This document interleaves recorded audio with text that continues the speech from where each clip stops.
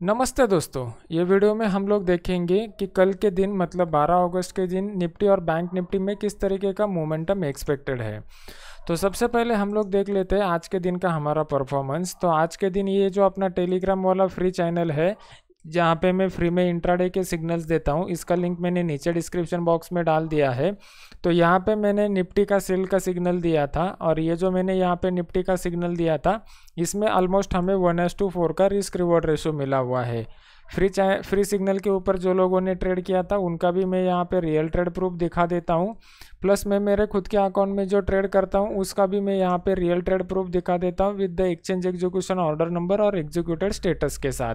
तो ये जो बाटा इंडिया का ट्रेड है, बाटा इंडिया में हम लोगों ने डे हाई के ऊपर सेल किया था और डे लो के ऊपर हम लोगों ने बाई किया हुआ है। तो यहाँ पे अगर आप देखोगे तो अपना लो जो बना रहा था 1225.30 के ऊपर हम लोगों ने बाय किया है। और अगर आप NSE इंडिया के वेबसाइट के ऊपर जाके देखते हो तो एग्जैक्टली वही लो यहाँ पे बना हुआ है। तो अभी हम लोग जान लेते हैं कि कल के दिन मार्केट में हमें किस तरीके का मोमेंटम एक्सपेक्टेड है। तो अगर हम लोग निफ्टी के चार्ट को स्टडी करते हैं तो प्राइस एक्शन के हिसाब से हमें देखना पड़ता है कि मार्केट में किस तरीके का मोमेंटम अभी हो रहा है और आने वाले समय में किस तरीके का एक्सपेक्टेड है। तो प्राइस एक्शन में मैंने दोस्तों आप लोगों को कुछ बातें ऑलरेडी बताई हुई थी कि प्राइस कैसे मूव होता है। तो इनिशियली मार्केट एक ट्रेंडी फेज में जाता है और ट्रेंडी फेज के बाद मार्केट जो है वो रेंज बाउंड फेज में जाता है। तो ये आपका ट्रेंडी फेज हो गया, ये बीच का जो फेज हो गया इसको हम लोग रेंज बाउंड फेज बोलते हैं। और यहाँ पे दोबारा जो रेंज बाउंड के बाद फेज आता है उसको ट्रेंडी फेज बोलते हैं। तो जनरली क्या होता है दोस्तों, ये जो ट्रेंडी फेज रहता है, ये ट्रेंडी फेज में जो ऑप्शन बायर रहते हैं ये बायर लोगों को कम समय में ज़्यादा पैसे मिलने की पॉसिबिलिटी रहती है। लेकिन ये जो रेंज बाउंड का फेज रहता है, ये रेंज बाउंड के फेज में जो ऑप्शन सेलर रहते हैं जिनको हम लोग ऑप्शन राइटर्स बोलते हैं, इनको टाइम डिके की वजह से ज़्यादा पैसा मिलता है। तो अगर आप पिछले 3 दिन का स्ट्रक्चर देखते हो मार्केट का, तो पिछले 3 दिन के स्ट्रक्चर में एक बात आपको क्लियर कट दिखाई दे रही है कि मार्केट जो है वो ज़्यादातर टाइम रेंज बाउंड फेज में ही रहा है। ये पहले दिन market completely range bound phase में था, फिर दोबारा मार्केट गैप अप के साथ ओपन हो गया और फिर दोबारा रेंज बाउंड फेज में चला गया। फिर आज के दिन अगर आप देखोगे तो कंप्लीटली रेंज बाउंड फेज में मार्केट चला गया है। इसके पीछे का प्राइस एक्शन के पीछे का फंडामेंटल रीज़न मैं आपको बता देता हूँ।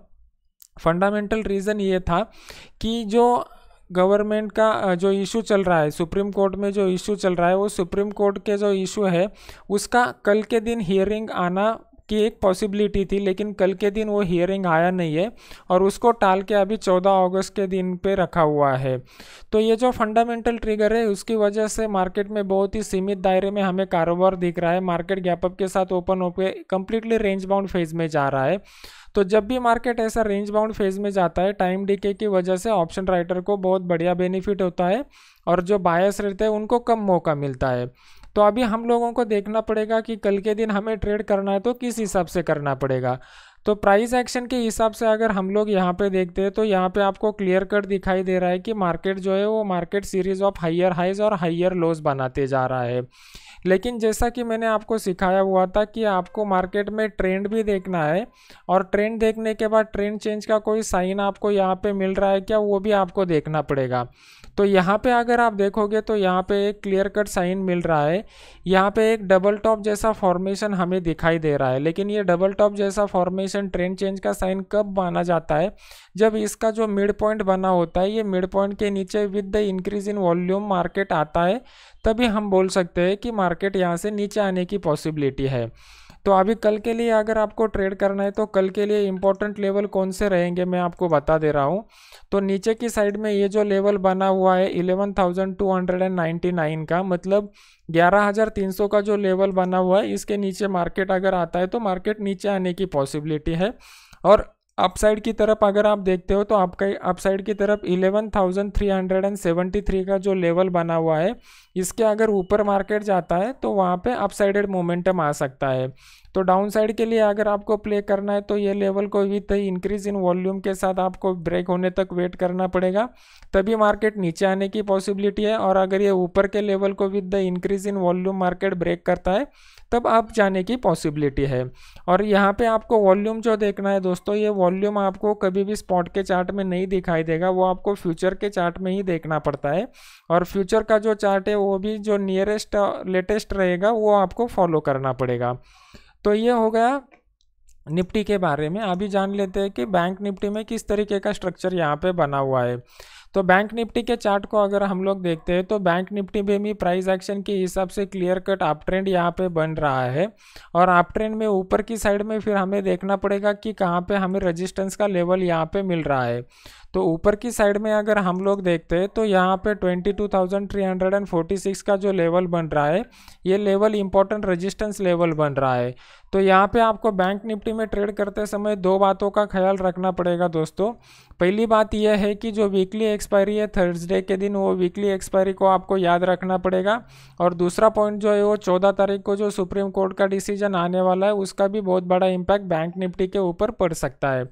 तो बैंक निफ्टी में थोड़ा कॉशियसली आप ट्रेड कीजिए। जब तक मार्केट ये लेवल के करीब नहीं आता तब तक आप कुछ मत कीजिए।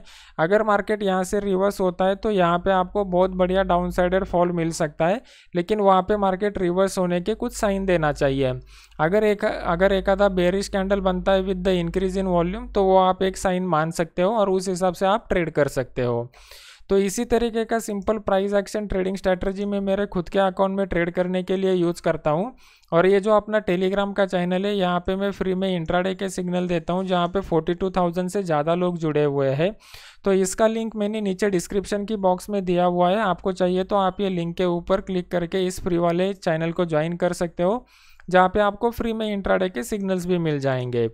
उसी तरीके से यूट्यूब के ऊपर अपना एक एजुकेशनल चैनल है। एजुकेशनल चैनल का नाम है प्रोफेशनल ट्रेडर नयन पोखरकर। तो यहाँ पे मैंने बहुत सारे एजुकेशनल वीडियोस ऑलरेडी डाले हुए हैं। तो मेरी आपसे रिक्वेस्ट रहेगी कि ये चैनल को आप सब्सक्राइब कीजिए और सब्सक्राइब करने के बाद बेल आइकॉन का बटन दबा दीजिए। तो जैसे ही मैं कोई नया वीडियो लॉन्च करता हूँ, इमीडिएट आपको उसका नोटिफिकेशन आ जाएगा। अगर ये वीडियो आपको अच्छा लगता है तो इसको लाइक कीजिए और लाइक करने के बाद शेयर कीजिए, तो ज़्यादा से ज़्यादा लोगों तक ये वीडियो पहुंच जाएगा। अगर आपको किसी पर्टिकुलर टॉपिक के ऊपर या स्टॉक के ऊपर वीडियो बना के चाहिए तो कमेंट सेक्शन में मुझे या टॉपिक का या स्टॉक का नाम बता दीजिए, तो मैं मेरी तरफ से वो वीडियो बनाने की पूरी कोशिश करूँगा। आशा है कि ये वीडियो आपको अच्छा लगा रहेगा। Thank you very much.